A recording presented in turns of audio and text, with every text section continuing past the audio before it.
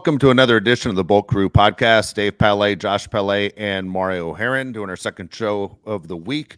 And tell you what, it's summertime, and a lot of people I know are caught up in other things like baseball and basketball. I already see comments in the basically in the chat talking about JJ Redick, the new Lakers head coach. We were just talking about it ourselves before the show started. Mario, huge fan of it, and here's a guy that doesn't have a lot of experience, but at the same time, give him a chance. I think the Lakers made a good hire. Josh and I were like, I don't know. We'll see what he does with his with basically his bench. That's not how the conversation went at all. But overall, look, we're Josh and I are Laker fans. Mario's a Bulls fan, so we love talking basketball when we aren't doing the Chargers. But here we are. We're in June, and we're talking Charger football because we're in that portion of the year, the one time where the NFL kind of goes to sleep, where the NFL takes about 6 weeks off. They come back after, the 4th of July in about another week, and then next thing you know, it's on. And when people think, well, it's on in September, no, it's on now as far as figuring out what your team is and also which guys are you going to grab from other teams' rosters when they start making cuts. But the NFL is amazing. 17 games during the regular season, yet you talk about it almost 365 days out of the year. It's one of the reasons why we keep this show going year-round. Speaking of that, if you haven't subscribed to the show, please subscribe right now. And if you can give that thumbs up, that like button, appreciate that every single episode as well. All that stuff helps us out and keeps the show going.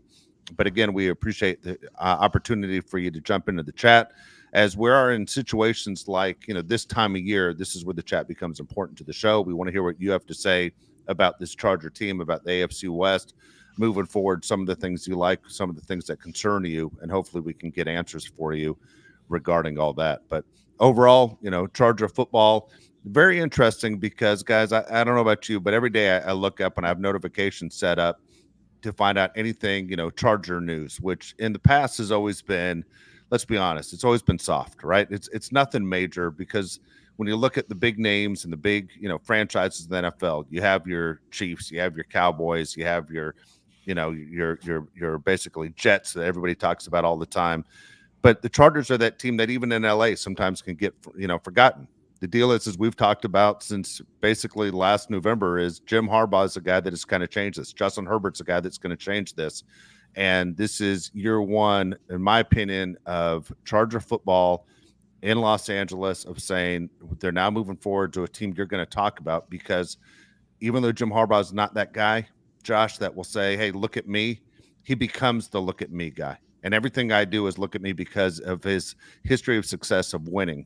And so you can jump on the bandwagon now. There's always going to be room for you, but it's going to be one of those franchises, one of those teams. You're going to say, man, I wish I was with this team from the beginning of the Harbaugh days. And right now, if you aren't a Charger fan and you're up on there, what team you want to follow or why you should follow them, this is the team right here. Why you tell your kids, this is why we're football fans. 100%. It's a new era. I have a question for you, Dave, because we always talk about fan bases and which franchises get the most attention. Obviously, the Raiders are towards the top, and the Chargers are probably towards the bottom in terms of media attention. Are the Chargers the second most talked about team within the division, assuming that the Chiefs are going to be number one? Overall, on the national level? Yeah. You're asking me? Right now, this year, yes. This year, yes. And I think it's this way for a while. And people can sit there and go, oh, you're crazy. If you're a fan of the Broncos, if you're a fan of the Raiders, I was reading a lot of stuff actually on the Broncos over the last couple of days because, we kind of throw the Broncos at the bottom and go, I'll worry about the Broncos when it's time to worry about the Broncos. Again, they haven't been in the playoffs since Peyton Manning led them to Super Bowl and Super Bowl 50 when they knocked off the Panthers. And let's be honest, Manning sucked that year. It was the defense that won the Super Bowl for the Broncos. But the Broncos haven't been relevant in almost 10 years. And so, as much as, I'll speak for myself, I'm not a Sean Payton fan. As much as I wanted him head coach of the Chargers, I'm really happy that move never happened because I think Sean Payton's, thing that he loves the most is the mirror. And even though that mirror is really close to the ground because he's really short, I think Sean Payton's overrated as hell. And overall, I think, the Broncos could have done a better job hiring Drew Brees because Drew Brees won that Super Bowl in New Orleans. Sean Payton's overrated and his ego is in the way of his success. And so I'm glad to see that the Broncos are struggling.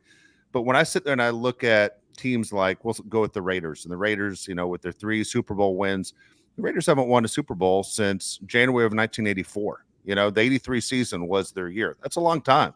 I mean, Josh and Mario weren't alive. I was in, in junior high. I think I was just starting junior high. I mean, dude, it's a long time since the Raiders have done anything. The Broncos also have, 3 Super Bowl wins too. And the one thing Bronco fans always go to, which nobody cares, which is so funny to me, baseball, you remember every single stat, but in football and other sports, it's all about championships. The Broncos love to brag that they have the most wins out of any team in the history of the AFC West. Who gives a rat's ass? What does that trophy look like? Nobody cares. And so even the Raiders. Okay, now I'll tell you this: when I lived in Los Angeles through high school, my cousin had Raiders season tickets, and we used to go to the games all the time. This is like when Bo Jackson was there and Marcus Allen, and the Raiders always put up on the scoreboard. They never took it down; it just stayed up there. Winningest franchises in pro sports history. And it was like the Canadians in hockey. It was, the Celtics or Lakers winning percentage. The Raiders were number 1 for the NFL, but it didn't equal Super Bowl wins. At that time, the Steelers had 4. That was the most. That should always be the number. Championships, to me, is the only thing that counts. So the Broncos want to hold on to most wins in AFC West history. Who cares? 9 out of 10 football fans would get that question wrong if you asked them in a bar. Am I right? Nobody knows. Nobody cares. It's all about the trophy case, and that's what we've been preaching the entire time. I know I'm rambling, but man, that irritates me. So to answer your question, Josh, yes, I think the Chargers become that team you're talking about. And let's be honest, I'll say the last thing. Chiefs are boring to me. The Chiefs are a boring team. I understand they're winning Super Bowls. They're boring. Kelsey's a few years out from retiring. The stuff that's going on with Isaiah Buggs is so embarrassing and disgusting that I can't even stand it. Between animals and the abusing the mother of his kids, all that stuff, that's embarrassing, and one of those things where no one wants to talk about that. Broncos are a waste of space, and at the same time, yes, the Chargers become that team that all eyes are on because of Jim Harbaugh. Yeah, I think all eyes are on Jim Harbaugh, not just because he's a winner, because of his personality too. And like you said, it's not all about look at me. It's actually who he is. He's a weird guy. I mean, we've said it on the show many times. He's a weirdo, but he's our weirdo, and we love him for that. He's a weird guy. I would be more upset. Yeah, as long as we win, I don't care. I would be more upset if the Chargers split with the Broncos than if they split with the Raiders, just because I think the Broncos roster is so bad. And I expect the Chargers to go 2-0 against the Broncos and the Raiders because their roster and their team is just not on par with the Chargers, at least what I'm looking at right now. If you don't have a quarterback, I don't think you really have anything in the NFL, and neither the Raiders or the Broncos have a quarterback, even though Dave loves Gardner Minshew for some unknown reason. I don't. I'm just saying it's not as bad as everybody thinks. No, he is. But the Chargers, to me, this is the problem with. I'll throw myself into here. One of the problems with us Charger fans is we look at the Chiefs and go, we got to get there. It's true. We do have to get there. We have to beat the Chiefs. But we need to look down and take care of the Broncos and Raiders first. Like, we do that every year. We split with the Broncos and Raiders, and then we go 0-2 against the Chiefs. And what do you know? We have a losing record within the division. I would love for this next season, we take care of the Broncos and the Raiders, and then we can either split with the Chiefs or go 2-0 against the Chiefs, and we take a step in the right direction, Mario. I'm completely with you, because that's like the next stage in winning and becoming like a championship team is like you got to dominate the little brother. You really got to kick the living crap out of them, and you got to win the games you're supposed to win. And, the Broncos, whether it's in LA or in Denver and Mile High, which screw Mile High, I hate the field advantage they have with that. Whether it's there or in LA, like, they have to win those games. Like, they're going to be favored to win those games. If you're favored, you're supposed to win. That means everybody in the world thinks you're going to win. That means the numbers all point to you winning. So win that damn game. Same thing with the Raiders. The Raiders are not a talented football team. They have a very talented defensive front. They have one wide receiver that has 2 backup quarterbacks that will try to throw him the football. That's really not going to work. You got to beat the little guys in order to contend with the big guys. And it's one of those things, Dave, where I think about Scott Brooks said this line a long time ago with the Thunder. Before you win championships, you kind of got to learn how to win. And then you learn how to compete, you learn how to win, and then you win championships. I think the Chargers right now are in the learn how to win phase in this year. And with that comes dominating the teams that you're better than. I'm not goofing on you, Mario, when I ask this question. I ask a follow-up. What does that mean exactly? I mean, you got to learn how to. Does that mean you don't choke in big games? What does that mean? Learn how to compete or learn how to win? Yeah, the Celtics just won, and they go back to how bad it felt a couple of years ago. And, I mean, we all know what it's like to win, and we all know what it's like to lose, right? Everybody knows that feeling. Losing stinks. Winning is expected, right? I mean, I'm that's always been my feeling. Like, you prepare to win the game. Anything short of winning is a disaster. If you win, that's why you prepared. Am I right on that? No, yeah, but I think it's like you saw the Celtics, and like I'll go back to that press conference that the Timberwolves had, right? When that reporter asked, like, have you lost enough to Ant and Cat? Because they're like, have you lost enough to be an NBA champion? Because you have to go through that phase, right? Where you go through those tough losses of, okay, this is how you close out a game in the playoffs. This is how you win, late January. This is how you handle a team coming back. This is how you handle controlling the lead. Little things like that help build a championship team, and you have to suffer those bruises in order to build those strong bones. I got you. I mean, it's funny. I guess I was thinking of Jordan, who went through the finals and never lost, right? But then at the same time, Jordan took him a long time to get to the finals. I mean, it took a lot of years, took a lot of beating with the Pistons and everything else. But Jordan won, in North Carolina, and Jordan won, obviously with the Bulls being 6-0 in the NBA Finals. It's interesting. I don't know. I mean, again, I've never played sports at that level, but I know what it's like to lose. I mean, I consider myself a very competitive person. Living with Josh, I know he's probably even worse than me. But you expect to win, and losing stinks. Losing should hurt. I think that's one of the things that does bother me about a lot of guys on this team in the past. And I could say it for the general manager, the owner's son, head coaches we've had, where maybe it's not there. I mean, who's the most successful coach recently we've talked about with the Chargers? It's Marty Schottenheimer. I mean, Marty Schottenheimer lost in big time games, right? We'd go back to his days with Cleveland, and Marty all of a sudden in the playoffs doesn't coach the same. He was always super conservative, and then all of a sudden, he's the guy known as the only coach in NFL history with 200 wins to never reach a Super Bowl. I don't know. I think Jim Harbaugh is one of those that raises the bar and going, this is what is acceptable if you're going to play for me. This is it. And one of the things you're hearing a lot about the Chargers, guys, I don't know if you saw this on NFL Network, but they were talking about how camp is a little bit different. And Bridget Condon was talking about it. She says the three things you notice about Chargers getting ready for the season is, one, they're throwing the ball a lot because people are saying, is this a running team? Is this what they're going to focus on? But they've been throwing the ball a ton. Next thing is there's a lot of conditioning, which every athlete hates conditioning. They all know it's part of the game, but everybody hates it, correct? And then the third thing, which I like a lot, and just because I'm a coach and I'm one of those where people get really upset with me when I do it, the Chargers have had zero music during practices. And, some people say you got to have the music. You keep the players loose. The players, they get into it. You're going to have sound at the game with the stadium. As a coach, it is extremely hard to teach when there's music going on. And players ask me all the time, just in baseball, coach, can we turn the music on? No, because you're shutting me off. How are you supposed to get better at practice if I can't correct what you just did wrong? And I've been at those practices with the Chargers, and you have the giant speakers, man. It's like being at a concert, and it is so damn loud. There's no way you can teach with that music blaring. And the music is not important. The fact that Jim Harbaugh says we will not have music during sessions when we're trying to learn a playbook on both sides of the ball and everybody has new coaches, I love it. That was literally my favorite thing that I saw, was that he cut out the music so he can do his job. Does that mean anything to you, really?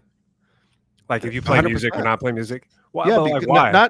Not because I'm worried about guys liking the music or disliking the music or dancing during practice. My point is this: it's a new playbook, and we always keep hearing that better than anyone, Josh. Learning a playbook is like learning a foreign language. Yeah. The only thing is when you make a mistake, everyone's going to know. A national audience, stadium audience, your teammates are going to know. There's so many things that you're trying to get back on track. What did Jim Harbaugh say about Justin Herbert? He knows that playbook better than anybody out here, including Jim Harbaugh.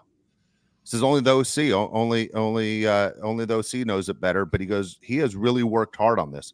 Well, it's great if Jim Harbaugh knows it. Who's the guy we criticize all the time for not knowing the playbook? Quentin Johnston. Yeah, he needs to get on the same page. I would love for Quentin Johnston to come out and say, "I couldn't learn the playbook last year because the music's too damn loud." I mean, can we turn this music down? That's not my point, though. My point is, I hear what you're saying. Sometimes you have to hold someone's hand to teach them. It's not like, hey, here's the book, read the book, come back and master it. Sometimes you have to hold their hand to walk them through what. Here's my concern. It's not. I understand what you're saying about the music. It makes sense. And somebody asked, did they play music at Alabama? They actually never would play music at Alabama. But Kalen DeBoer, the new coach, he does play music. It freaks all the players out now because they're not used to it, which is kind of funny. But Greg Roman's offense is extremely difficult to learn. If you guys watch Justin Herbert's press conference, he was talking about this is one of the hardest schemes I've ever had to learn, one of the hardest playbooks I've ever had to learn. To me, I'm not concerned about Justin Herbert because I think he had 3 offensive coordinators at Oregon. He's had, 3 or 4 with the Chargers. It's insane. Quentin Johnston, are you going to be able to learn the playbook? Because if you can't learn one from last year that wasn't as hard as this year, how much time are you putting in to learn the playbook? Because we're expecting big things out of you.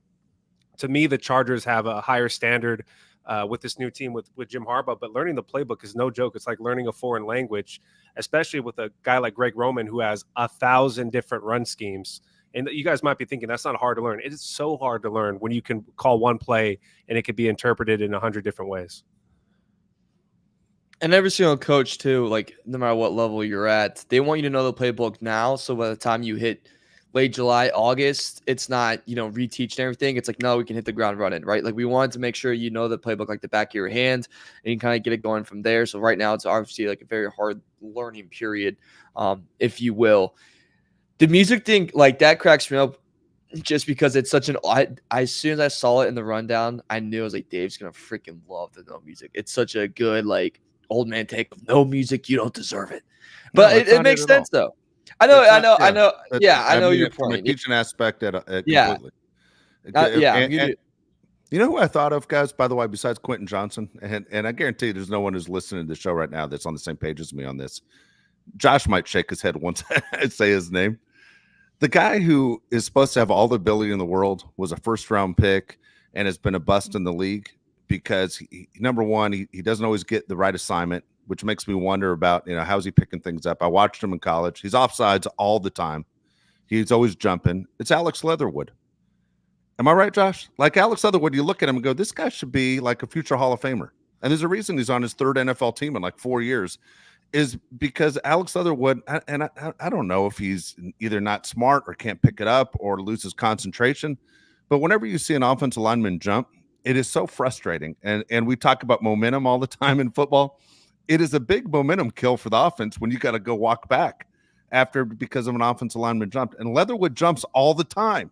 He's been doing it his entire basically football career since I've seen him on TV. Am I right, Josh? He did it at Alabama all the time. He did it with the Raiders. He did it all the time. It's hard to put a guy on the field to put 11 guys to all be on the same page is extremely tough. And for Jim Harbaugh or Greg Roman to be able to stop practice and go, no, it's wrong. You didn't line up right.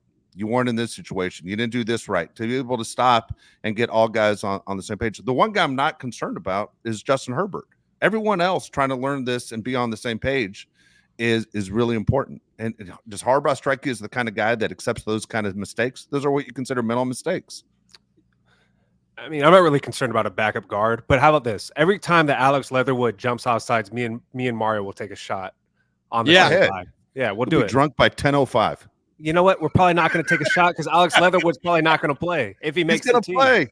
You're going to need him. Play. Not even until later in the year. Someone's going to backup. He's a backup. It's NFL. Guys get hurt. What about music? One thing they did play at Alabama was crowd noise. I would like for the Chargers to play crowd noise to kind of simulate a game. I'm not against that. But if you're learning the plays, I'm all for focusing and learning. So I don't know what else to say about that. Kevin, I'll say this because I can see your thing on Alex Leatherwood. Dude, all 53 guys on this roster, they're gonna be needed at some point. You guys laugh. If he's on the team, he's gonna end up playing. You're gonna need him in a big time situation. And when he jumps, go, damn it, Dave was right. Then we'll take a shot on air, and it'll be a fun little bull crew after dark. Go ahead. If you guys gonna do it on air, it'll be even better. I'm gonna start keeping a tally. You're gonna have to pay up on your bets during the show. Okay. To start dropping them. It's gonna be like week 9 when he plays because like half the team's hurt or something. But I don't know. Our guys let's all knock on wood. We're not gonna wood with Mario. Yeah, I'm with you. I mean, it's Ben Herbert training these guys, so these guys are made of metal now. You know what I'm saying? Like it's a different team than last year, where like you tap them and half our team gets injured. So, what are you gonna do? I will say though, like I don't know about you guys, but I'm not really worried about learning about the offensive scheme or anything like that. Like, I'm not worried about Quentin Johnson learning it. I'm not worried about, like, Laddie struggling with that. I'm not worried about any of them because I think the attention to detail that Harbaugh and this staff has, if you don't know that by, come training camp, I think you're already out. Like, you know what I'm saying? I think you're already off the roster. Like, I think this team's so prepped and so ready to go that if you're not about it, you're out of it. Let me ask you a question, Mario, because you just brought it up. Let's say Quentin Johnston cannot pick up the playbook, right? Let's just say this happens. What would Jim Harbaugh do? He's not going to cut him. He was a first-round pick last year. What does he do? Not play him? I mean, this team needs Quentin Johnston to produce. Are we sure he wouldn't cut him? Are we really sure? Like, if it was that bad, are we sure he wouldn't cut him loose? I don't think they have enough talent at receiver where they could. Nobody's going to trade for him. You could trade him maybe for like a 6th-round pick, but the team doesn't have enough depth at receiver where you could cut him at this point in time. That's how I feel. Yeah. You would cut him? If Quentin Johnston just could not pick up the playbook, you would cut him? You can't put him on the field. I'd cut him too. You can't put him on the field. Who else are you going to put on the field? You got Ladd McConkey, Josh Palmer, and who? DJ Chark? Dude, you literally could cut him and go, you know what? It wasn't our guy. We weren't the one that made that pick. You know? Yeah, it would be bad. Let's hope you think the Raiders would pick him up? Tom Telesco would pick him up? Well, it's funny because none of us believe Tom Telesco is the one that made that pick, right? That's true. Good point. I mean, none of us believe that. The funny thing is you cut him and then you look at John Spanos and you go, I cut your boy. You know, sorry. There's a new sheriff in town. And not only am I sitting in your office, guess what? I cut the guy that you said was the better than all these other guys that actually worked out in the league. Yeah, I don't know what happened there. He'd go to the Bears with join all those other Charger wide receivers and tight ends. You know? Good. He would never see the field. You guys saw that they picked up DeAndre Carter. The Bears did to join Ladarius Green. Not Ladarius Green. God dang it! Jeez. What? I just have a stroke. Good God. Ladarius Green. I was looking at Josh thinking about the biggest hits we've ever seen. Do you remember Ladarius Green? Josh is sitting right next. Right? Yeah, Cam Chancellor. Cam Chancellor took his head off. We were at that game at Qualcomm. Oh. Yeah, we're like, I think he just ended his career. That guy's broken forever. Like he's never coming back from that. I thought he died. I actually thought he died. Mario, do you have any idea what we're talking about? I'm gonna look this up right now because Cam Chancellor is a Hall of Fame of just sick highlights. Dude, he just absolutely dismembered Ladarius Green. I think it was Sunday Night Football, right? It was a night game. God, I'm trying to think. Was it the Patriots? Now I'm confused. Who it was against? It was Cam Chancellor. Okay. Yeah, I'm almost positive. Yeah. Wait, against who was it again? Cam Chancellor took out Ladarius Green, the tight end for the Chargers. I don't know if anybody remembers this but us. Yeah, because we're sitting right next to each other. But we're literally like, I think he just ruined his career. Because that's when I was screaming back in the day. He was out for the rest of the year. Yeah, double tight end set with Gates and Ladarius Green. And Ladarius Green was good. Yeah. Until he died. No, so Gerald Everett, Keenan Allen, and DeAndre Carter all on the Bears now. Yeah. Anyway, damn. I don't know. I hope with Quentin Johnston it works out well. Ryan Culpepper says, I don't know if you want to stick this up on the screen, Mario. It says QJ has been praised by the staff so far. Sorry, I just lost it when you put it up on the screen. Who's been praised by the staff? So all I hear is that Herbert, Zant, Ladd, Derwin getting praise. Don't hold your breath for a good season from QJ. Here's the deal with the whole deal. I expect them to praise the superstars, right? The guys that you invested a lot in, and Ladd's getting a lot of praise. I will say this, man, I've been to a bunch of these practices in this time of year where you're just watching basically guys play catch. You don't know how good they're going to be if they're doing what the coaches want them to do. But as a fan, you're going, man, that guy holds on to everything.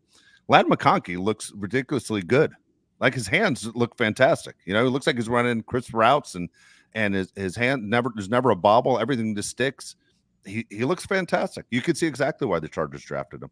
If you have time and you're a Charger fan like us, look up some of these, as many clips as you can on Ladd McConkey. He does look great. Yeah, I'm drafting Ladd McConkey in fantasy football. Everybody's talking about how he's the talk of the camp. The guy's awesome, which makes us so happy. I mean, I looked up Ladd McConkey's bio today because I'm like, who the hell is Ladd Like, where did he come from? Like, what's up with this guy? Yeah. He's from Georgia, the state of Georgia. He played for Georgia, obviously. He basically played everything as a freshman in high school, made the varsity team. He's been a stud his whole life. Was a 3-star, actually.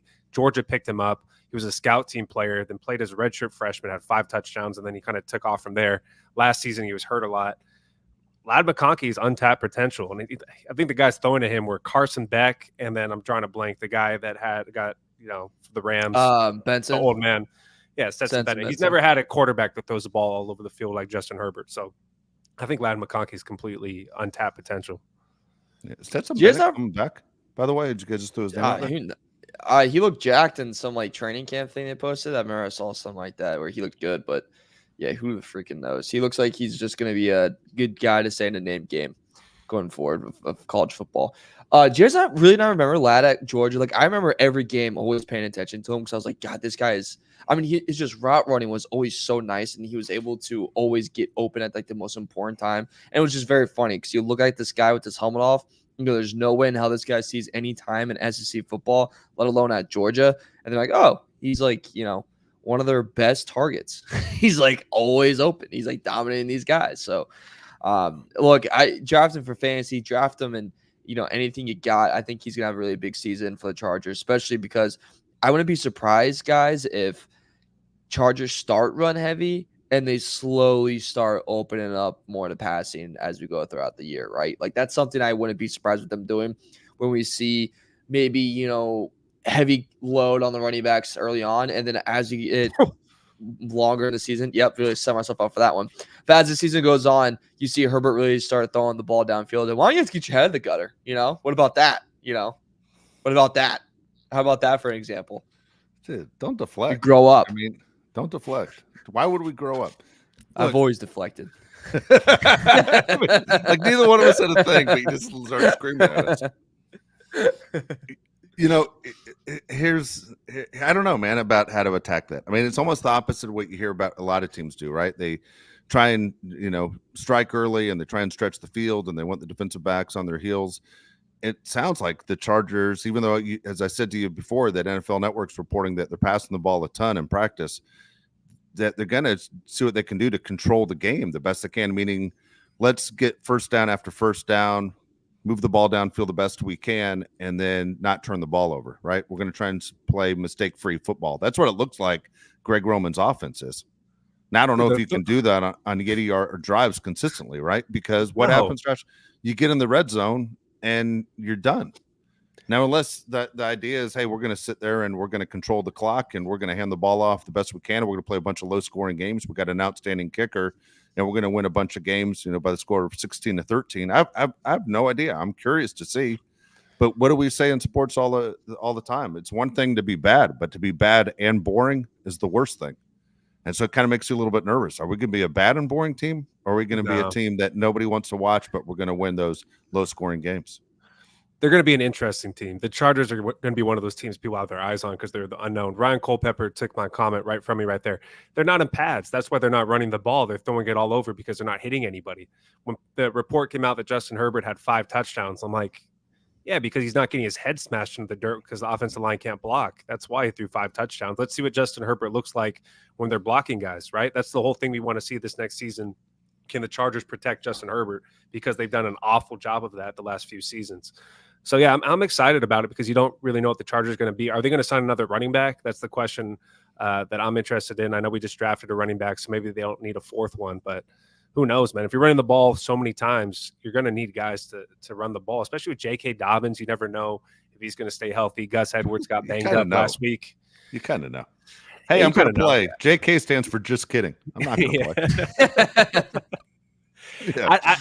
I don't take much of what Justin Herbert says into a count or I really care about, because if you ever watch a Justin Herbert press conference, it's the most you already know what he's going to say kind of thing. You go, hey, Justin, what do you think about this guy? Oh, he works hard. He stays in the playbook. He puts his best foot forward. He has the same kind of responses for everything. What do you think about the guy that makes the sandwiches in the facility? He's a great guy. I've known him for 3 years. He really comes to work to play. He says the same things for everybody. Here's another example. J.C. Jackson was praised during camp last year. You guys remember that? J.C. Jackson, he's back. Number 1 corner. He's going to have a great season. Oh, wait, what? He sucks? I thought he was great during camp, right? Quentin Johnston last year. Oh, my God, this guy can fly. He can jump up, get the ball. Oh, he sucks? Oh, I thought he's great during camp. It doesn't mean anything to me. When the pads come on, you get the real reports if these guys can play or not. That's when you should care. Yeah, it's, I always say football was played without pads, my team would have won stakes. Every 7-on-7 thing, we were like always with the top guys, and then we had a little O-line, D-line, and next thing you know, we're in a little bit of trouble. It's a whole nother part of the game that's going to come later on in training camp, and we will see what happens. Right now, it's as long as nothing bad comes out, Dave, I think that's a good thing. Like the things that come out of like the Vikings side, I think has just never sounded good. The Patriots side, like as long as it's nothing like those situations where it comes out like, really? That's what's going on? Like if it's nothing like that, then I'm like, okay, no need to worry. The high praise will always come because every reporter, a journalist is trying to build up good credit too as well. Get a little better inside scoop if you praise the guys pretty early on. The real criticism comes later on, and that's when the real pads get on and the real fight begins. Yeah, I don't think, just from a reporter's point of view or a guy that sits there and looks at guys that go, why don't you get to the answer that we all want? Don't worry about being guys' friends. This is the time of the year where everything should be kind of a fluff piece. Everything should be in the positive. Yeah. All the negative stuff should happen when there's a scoreboard involved. So, I mean, this should all be – it's not a reporter's job to do build-up unless you work for the Chargers.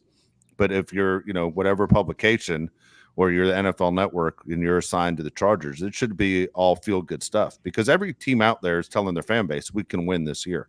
There's not a team out there that's saying, hey, maybe in the next 5 years we figured this out. Everyone's giving their fan base hope. That's how you're selling tickets and selling jerseys and everything else that goes with it. But I did laugh at this comment by Drew over here that J.J. McCarthy threw a pitch in the right field bleachers. Do you guys catch that? J.J. McCarthy threw a first pitch out the other day? Yeah.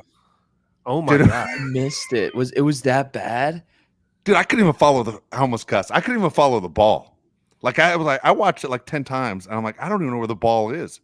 And usually most quarterbacks have been, athletes in every other sport. Like Tom Brady was drafted by the Montreal Expos. Dude, not even able to throw a baseball 60 feet. I was like, what the hell? Dude, can I say a bad take? Go ahead. Really quickly. I don't get it, man. I'm not saying I'm a stellar athlete. I am not. I play Division III sports, very mid. But, dude, a baseball, it's just not that freaking hard, especially if you're an NFL quarterback, dude. It can't be. It's not that hard. Let's figure this thing out, guys. 60 it's 60 feet. I get it. But, dude, that's it. I mean, nobody's hitting you. Power comes through the legs. Like, let's get the freaking ball there. You know what I'm saying? Like, and he threw it as hard as he could. Like, I'm going to F this up at 100 miles an hour. Like, what the hell are you thinking? Yeah. Dude, you so always bad. go light. Go throw light. Just get it there. The crowd just wanted to cheer for you. Tip your hat. That's it.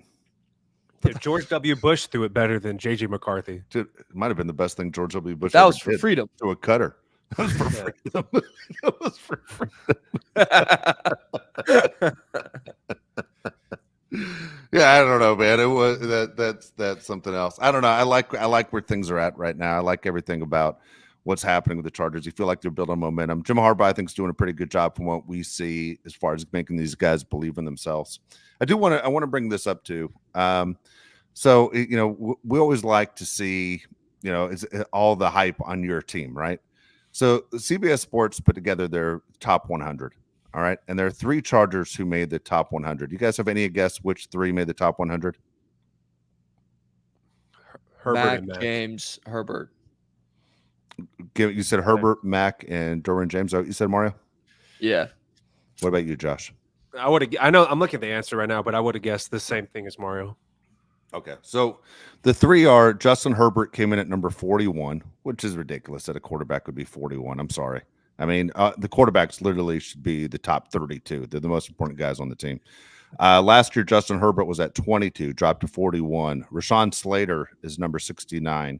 Last year, he's at 51. Nice. And Khalil Mack, who wasn't ranked in 2022, was 79 overall. What about 2023? Where was he ranked? 2023. I don't know. Wasn't ranked in 2023. There's a typo here.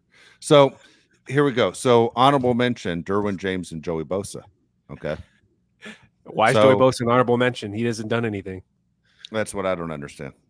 I mean, honestly, Joey Bosa played in a combined 14 games the last 2 seasons. I mean, if you leave him off the list, you leave him on the list because he wasn't available, right?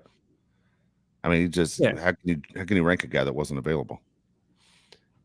Oh, Gus Edwards had 18 touchdowns. He's not a top 100 player. Not according to CBS.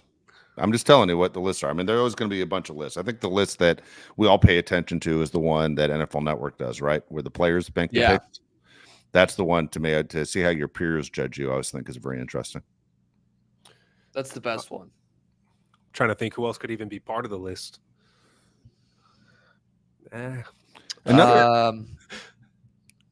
Another group, by the way, where the Chargers I don't think are getting their due respect, which a lot of this I don't really care, and I understand why the Chargers are getting kind of crapped on right now, is the offensive line. I think Jim Harbaugh is very pleased with his offensive line and the direction it's going, especially since what we've seen the last couple of years. Unfortunately, losing your center, we just saw the whole offensive line start to fall apart. But the Chargers offensive line isn't getting the praise I think it deserves. I've seen them ranked as low as the third best in their own division. That's a joke. I think the Chargers offensive line is top 5 in the NFL.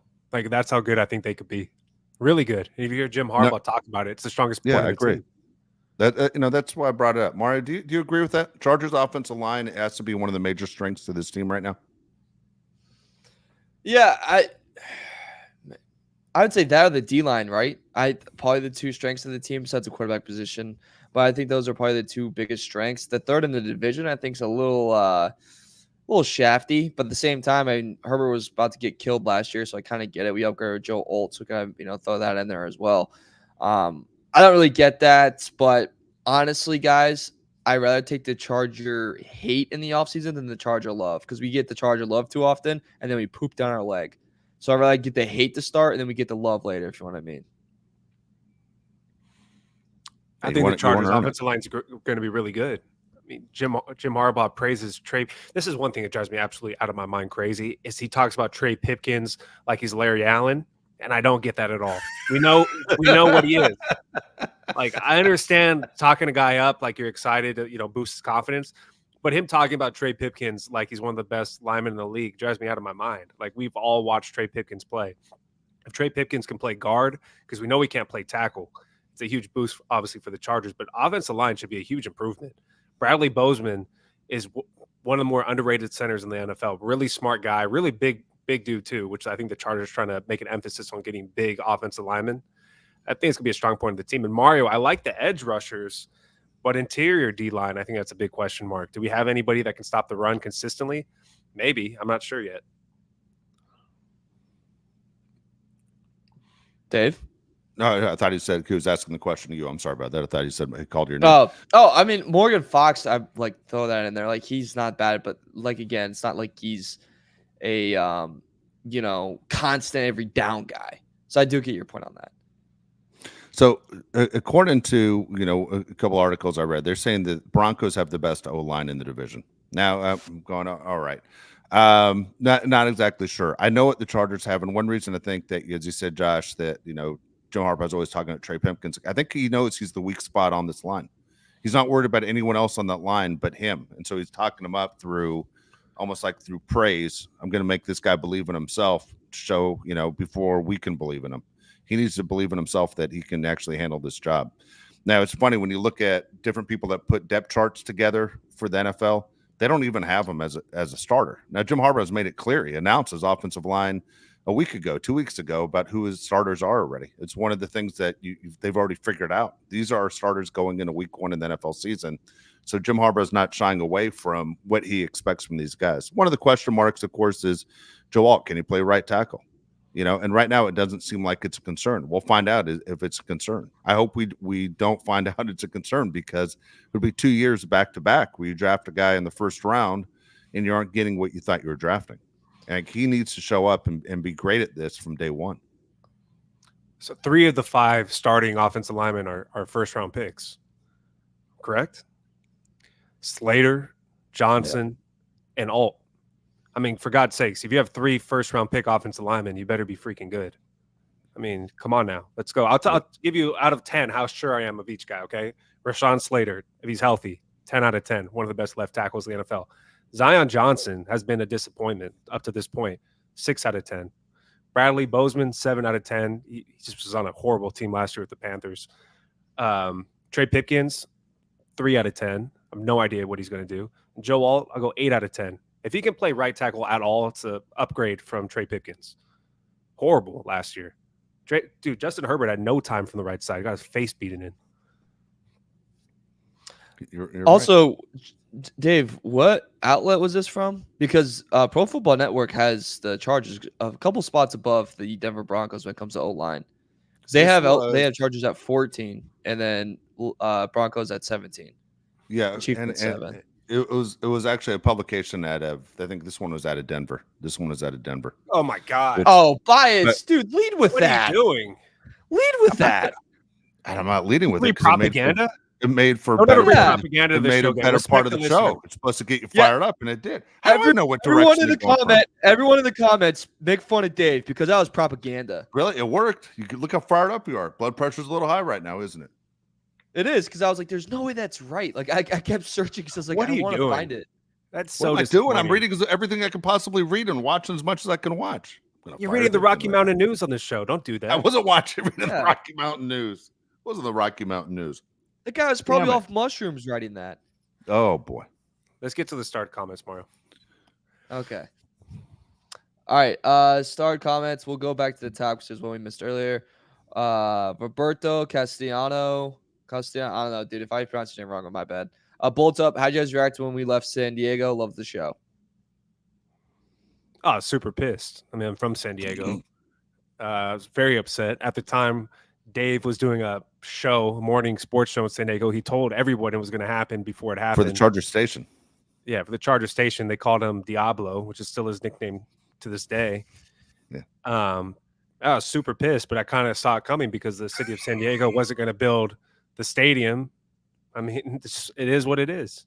I'm still pissed, to be honest with you. Yeah, so here's the deal, man. As Josh is right, I was doing morning radio for the Charger station, and I said it ahead of time. I knew I'm not going to give my sources out because one of them works for the Chargers today, but we're telling me, look, this is a done deal. So breaking it down because this topic it gets ridiculous in San Diego. Charger fans want to believe it a completely different way. They want to blame Spanos for everything. Going to do this really fast. Is the Chargers need a new stadium. The NFL made it clear they needed a new stadium. When the Chargers played, the Raiders played the Buccaneers in the Super Bowl in January or February of 2003, they said this is the last time you're ever going to host a Super Bowl. This place is a dump. And Jack Murphy, Qualcomm, whatever it was at the time, was a complete dump, falling apart, and you're just going, okay, you need to have NFL quality stuff, especially what's considered America's finest city. The NFL told them what the answer was. Chargers and the city didn't respond. There are fan bases that say, you know what, an owner's a billionaire. They should buy their own stadium. I got news for you. There are only 5 owners out of 32 that own their own stadium. These guys that get public funding. And if you want to make a city big time, you're considered big time if you have an NFL team. Josh is in Nashville. That city has blown up since the Titans moved from Houston to Nashville. And at the same time, San Diego has taken a major hit. At one time, San Diego was the 7th biggest media market. Now they're closer to number 30. It's embarrassing. It's ridiculous. Having an NFL team is everything. So the NFL then said, here's the deal. You can't have it in Mission Valley, which for Mario, that's the site where the old stadium used to be. They wanted to put it downtown next to Petco Park. Mm-hmm. And people fought that. And Dean wanted to stay. Family members wanted to go. Tired of fighting with the city for more than 20 years. And Chargers, you can say whatever you want. You're an NFL owner. Got news for you. The Spanos family isn't rich when it comes to other NFL owners. Sitting at the poker table with the guy who has all the chips, which is what you're talking about. Most of these guys and Dean and Mark Davis, they're the poor guys in the league. Happen to own an NFL team, but they don't have any money. So Dean's dad was about to die, Alex Spanos. There's going to be a big death tax. They don't have the money to build a stadium. The city's not going to help them build a stadium. Their hands were kind of tied, and they left. As much as I hated the fact they left San Diego, the city that I lived in. When they left, it was a big I told you so from my side because for 20 years I was doing radio on this. And I kept saying, you guys, if you want to keep your team, and this is what they did in San Diego, Mario, they said, we're just going to go steal the Jacksonville Jaguars and bring them back here. Number one, Jags weren't going anywhere. Khan wasn't gonna move the Jags either. He's right now making money in London every single year. He added a ton of money to his stadium. Why would he bring him to San Diego and play where? That stadium that they talked about, Jack Murphy Qualcomm, has been torn to the ground. It's been gone for years now. Where were you going to play? So for anyone who's listening to this, it's a San Diego fan, I'm going to tell you why you're never going to get a team again, ever. You would have to build the stadium first, which is going to cost you $5 billion. And then you have to go to the NFL and petition to say, how about bringing a team in? We have a stadium. And they still might say no. How are taxpayer dollars going to get that approved? It's never going to happen. In your lifetime, you will never see an NFL team here in San Diego. It's over. And so the Chargers, as people say, bring them back home. Let me tell you, bring them back home is to Los Angeles. They were the Los Angeles Chargers in 1960. All right. They were in San Diego for 55 years. And guess what? They went home when they went back in 2017. Suck Don't it. do that. The follow-up question by Ryan of didn't Dean turn down an offer from the city that required to pay $400 million and he decided to move to LA and pay his $600 million relocation fee? Number one, he never paid the relocation fee. You can say whatever you want. He pays $1 a year rent. That's all he pays to the Rams. $1 a year. It's the best deal in sports. Dean didn't have the money. I can't tell you guys this enough. Dean didn't have the money. I'm not a Dean Spanos apologist. It's not me being friends with the Spanos family. Anyone who's listening to the show has heard me rip the hell out of that family for over a year. But I'm telling you, Dean didn't have the money. He didn't have the dough. Plus, his sister wants him to sell the team. It's a family-owned business. They want him to sell the team. If you break that whole team up, it's not as much money as you think. Again, Dean was the only one in the whole family that wanted to stay in San Diego. It was everyone else that wanted the team to go to Los Angeles or sell it. All right, next question we got. This is from Blake with the SpongeBob. So shout out to Blake. I'm not SpongeBob, Spider-Man. If there's one Chargers game this year, home or away, you could go to, what game would you attend? What do you say, Josh? It's 3, right? That we talked about. Bengals, Sure as hell Ravens, isn't. or Chiefs. Yeah, sure as hell isn't the Chargers at the Cardinals on Monday Night Football. What the? I'm all set. Yeah. Or the Buccaneers on December 15th. Yeah. For me, guys, it'd probably be November 25th, Monday Night Football, Chargers, Ravens, the Harbaugh brothers. Yeah, the Harbaugh Bowl. That'd probably be it. Yeah, that'd be mine too. What else do we got? I think Eddie that's pretty much all we Ramirez. got for the Stars. You know, I got Eddie Ramirez above that. We got another Eddie Ramirez. Jim Did I Harbaugh. skip you, Eddie? Oh yeah, I'm sorry, Eddie. I did skip you. Where were you guys at? What were you doing? And how did you react to Jim Harbaugh hiring? I'll go first on this one. I was at dinner celebrating my cousin's birthday when I got the news. I was like, holy crap. And I said, looked at the waiter. I said, buddy, go ahead, bring the dessert now. And I saw how small the strawberry cheesecake was. I'm going to say, buddy, we're going to need 2. And I hammered 2 of them. And then I almost pooped my pants during the whole show because lactose intolerant. I was farting up that studio apartment. I was at the gym. I called my dad. But Dave's my dad, by the way. Called him and let him know what happened. He was on a baseball field. Am I right about this? You were coaching, right? Yeah. He's on a baseball field. He gave me a quick yes, and then he hung up the phone on me. It was fine. Feelings weren't hurt. And then I immediately went to Instagram and started talking crap to the people that called Dave a psychopath for thinking Harbaugh was going to leave Michigan. I just blew up those Michigan fan chats. It's great. Talking crap. Yeah, I do want to point this out, all right, because I don't think we get enough credit for it. Everyone acts like it didn't happen. I know there are a bunch of different options for you to go and get your Charger news, and if you like our personalities, fine. If you listen to the show, I think we do it the way we want to do the show, is where we're trying to come back as fans first. We just happen to have a microphone in front of us. Is we broke that story. We told people 60 days before it happened, Jim Harbaugh was coming to the Chargers. To the point people are like, what's your information? What's your source? Well, I couldn't give my source. But at the same time, we had that story. I don't think people give us enough credit that we told you in the fall Jim Harbaugh was leaving Michigan for the Chargers. That happened right here. I also was the one that, again, I'll say on me on this one. I'm the one that told you the Chargers were leaving San Diego if you guys didn't get your ducks in a row. And they left. And then you guys called me the devil. Everyone in this damn town, Diablo. I still get it. I was at a Padre game last week. Some guy checked me, threw a shoulder right into me and goes, F you, Diablo. What, because I gave you bad news? Not the one that moved them. I wasn't the one that got the U-Haul trucks in front of the facility and said, let's pack it up, boys. We're going to LA. That wasn't me. You know how much easier my life would be if the Chargers were 20 minutes down the road going to games instead of having to worry about 2 hours each way? Give me a break. This show deserves a little bit of credit for giving you the best news you've had in 50 years, and that's Jim Harbaugh coming to the Chargers. Hand up, too. I always went against it, too, because I always thought if you went back to the NFL, I thought he was going to Chicago. Hand up. Yeah, and there was a lot of talk Raiders, Chicago, but it was the Bears. I mean, Can it we was sit the on that? Chargers, not the Bears. What? Can we sit on that really quickly? There's just no way he was ever going on the Raiders. I still not stand so by sure. that take. Really? I'm not sure because he was very close to Al Davis. Okay. Yeah, Harbaugh's very close to the Davis family. And Tom Brady's like part of the Raiders now. Is Yeah. that true? Michigan guys. By the way, enough of him. Who? Tom Brady? Brady. Yeah, I think we're getting too much of Brady. You think so? You get too much overload? Yeah.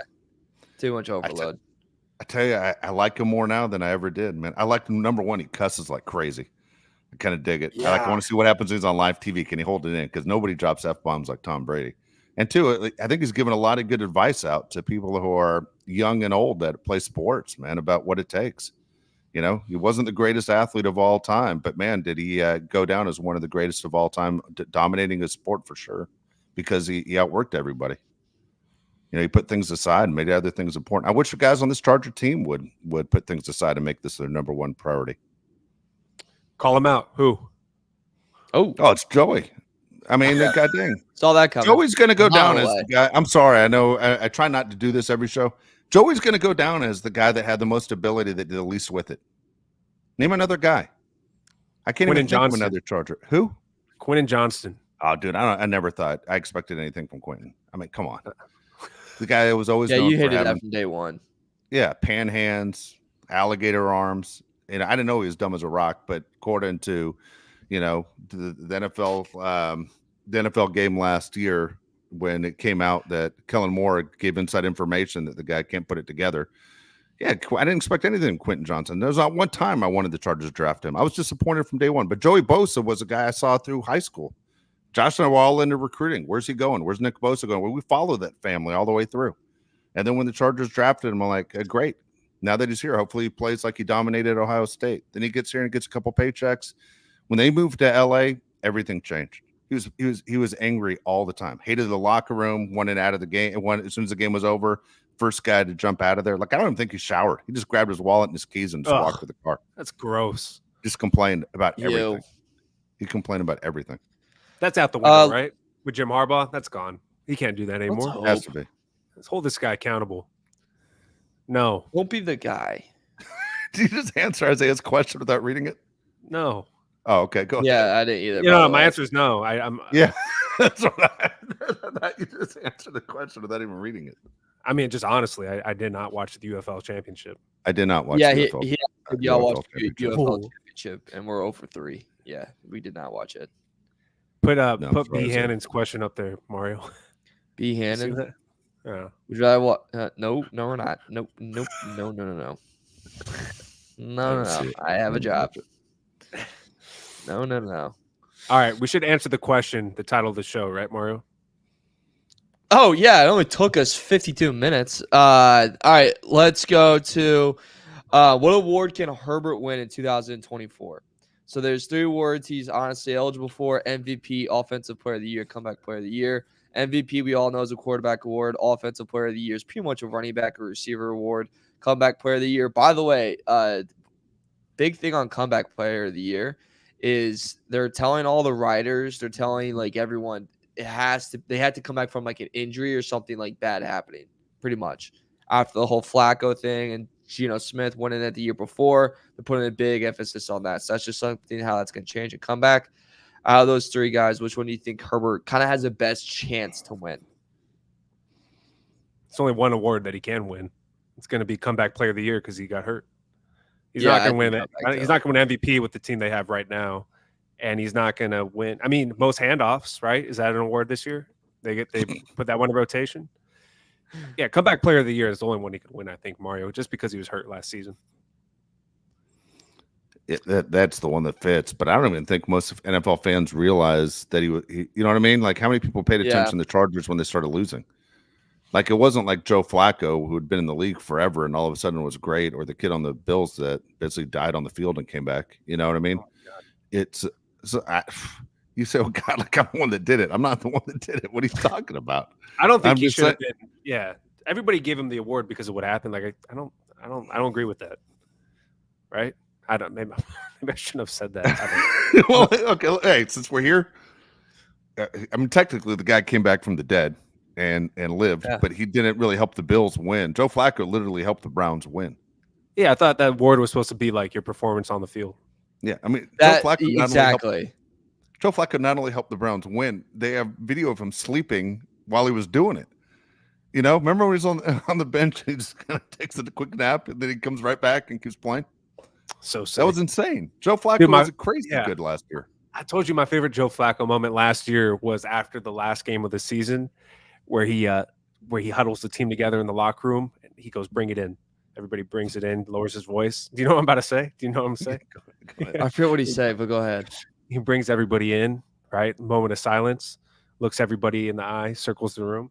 He goes, "I hope you guys are ready to embark on the greatest 4 weeks of your life." And then they lose in the first game of the playoffs. To the Texans. It was great. Yeah, to the Texans. It's amazing. It's so good. Dude, there are things that come back and you just go, what the hell? Quarterbacks are the ones that you know, obviously you get them mic'd up, right? I mean, you used to watch the Breeze, you get the team fired up, you go, all right, that's pretty cool. Like you go, I wish he was wearing a Charger uniform and everyone's following this little 5'9" guy, you know, everyone's pumped up, you know, Drew Brees gets the team ready to go. And then, but you look at a couple guys and two of them go with Washington. When Gus Frerotte, this is before you guys even old enough to pay attention. Gus Frerotte was a quarterback for the Washington Redskins, and they were the Redskins at the time. I got it. And he headbutts the wall after scoring a touchdown, and he jacks his neck so bad he can't play anymore. Like he did it 100% himself. You know, he headbutt the wall, and he turns around, the camera catches him. His eyes are like this big, and man, I'm effed up. That was the look he gave to the camera. Like, oh, I just effed myself up. And that was it. Gus Frerotte was kind of done. But dude, Kirk Cousins going, you like that? I can't get enough of that clip. I laugh every time, and every time I dig it. I'm excited every time I see it. You like that? You like that? That is the stupidest thing of all time. I don't know. I don't know what the hell he was doing. It's fantastic. Anything like, first off, the Kirk Cousins thing too is just it's so funny that Washington drafted RG3 and drafted Kirk Cousins. I still think that's the funniest thing of all time. Like they literally drafted themselves into a QB war. That's literally what they did. And they're like, "Oh, let's do it." Dude, and it didn't work for either way. Like they lost, RG3 got hurt, and Kirk Cousins left. They literally messed the whole thing up. It's beautiful. Dude, the year the Cowboys drafted Troy Aikman #1, they drafted Steve Walsh, the quarterback of Miami, Jimmy Johnson's quarterback, and who won national championships. And you're like, what are you doing? Why would you bring those two guys in? Funny. And the Cowboys went 1-15 that year, and it was Steve Walsh that happened to be the quarterback of the one game they won. And that was it. They had to give Walsh over to the Saints because you couldn't have two guys in the room like that. But it was very, very strange, man, on why you even think about doing stuff like that. There's always I'm gonna throw this question at Josh, because Josh has been in a lot of NFL locker rooms. Is there, and I think people might be surprised by this, is there an NFL quarterback that you go, all right, that guy's just cool? I think it's surprising. None of them are cool. Burrow. Not cool like a human being. Like they're all a little dorky. But even Burrow's dorky. Look at the way Burrow dresses. They're all a little dorky. Like Tom Brady's really not cool. Okay, there's one guy. Swag. Not like the movies. It's not like the movies. Yeah, there's one guy. When I worked one season for the Chargers with my dad doing was it ESPN radio? Yeah. Okay, there's one quarterback where I was like, this guy looks like a cool dude, you know? Jimmy Garoppolo looked like a cool guy. Like he dressed kind of cool, like kind of had the look to him like he's a cool dude. But everybody else was pretty much nerdy. Like kind of like Dave said. Like Peyton Manning looked like the biggest nerd of all time. Yeah. See, even Tom Brady was dorky. Right? Tom Brady was goofy. Am I right? I mean, they all had a little bit of goof in them. Hannah made a good point. Baker's probably cool. Dave doesn't like Baker. I don't like Baker. You hate Baker. I love Baker.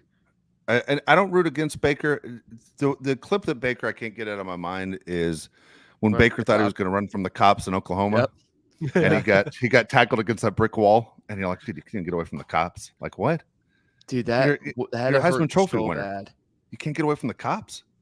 If I was Lincoln Riley, I'm mad at that cop, dude. I'm like, dude, against a brick wall, you couldn't find grass. In his head, he was like, I can do this. You know how many times I've run up the middle when the pass coverage starts to break down? He couldn't even get away from the cops. That just shows how steps in. Yeah. That just shows how bad the Big 12 is. Like a cop can tackle him, but the whole Big 12 can't. There's no defense in the Big 12. Yeah. Hall of Fame moment. And I wish I knew the player's name, but shout out to when they played Kansas, the worst team in the Big 12 by a mile. Shout out to them for talking crap to him. Like when they went to shake the hand, they didn't do it. Like out of all the teams that do that, That was ridiculous. It's not like, yeah, it's like Texas or like the team that's like battling for first in the Big 12. No, it's the bottom of the barrel going, yeah, I'm going to call it the Heisman Trophy winner. And I'm barely a Division I player. Nice one. That's still the funniest thing to me. Yeah, Vanderbilt did that to Alabama like 4 years ago. Do you remember that? Alabama, you're next. Alabama won 56-0. Hilarious. Funny thing is I would do that. I'm not gonna lie. Like in that moment, I'd be so pumped up. I'd be like, yeah, go lose by 60. Oh my God, that's I did like when Baker spiked the flag though in the middle of the O against Ohio State. That was cool.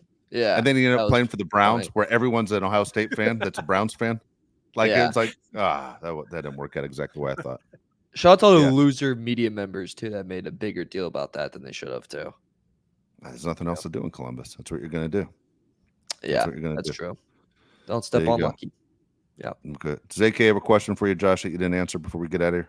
Oh, can we do it next time? Because I kind of running late. AK showed up late today. This is your punishment. You got to show up on time. AK. That's how it is. AK.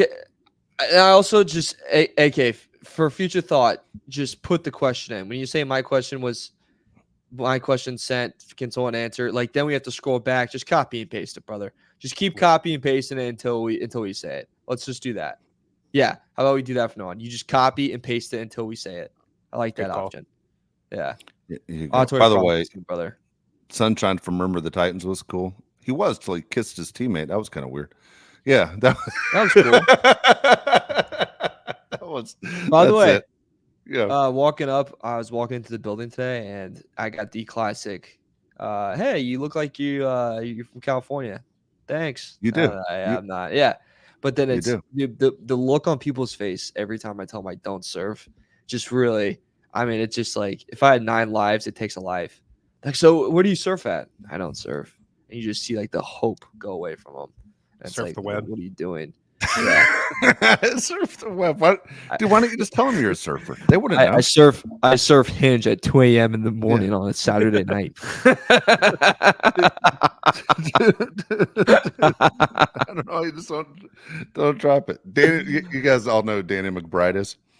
Yeah. He used to tell that story about I used to tell all when he moved from like wherever he grew up, he moved from like Virginia down to Florida, and he told all his guys he was this big time skateboard guy. And then when he came back, they all wanted to see his tricks, and he's like, I busted my ankle. So he had to walk around his entire visit with a limp, like because he couldn't do it. He said, I can't skateboard, but he told everyone he was a skateboarder.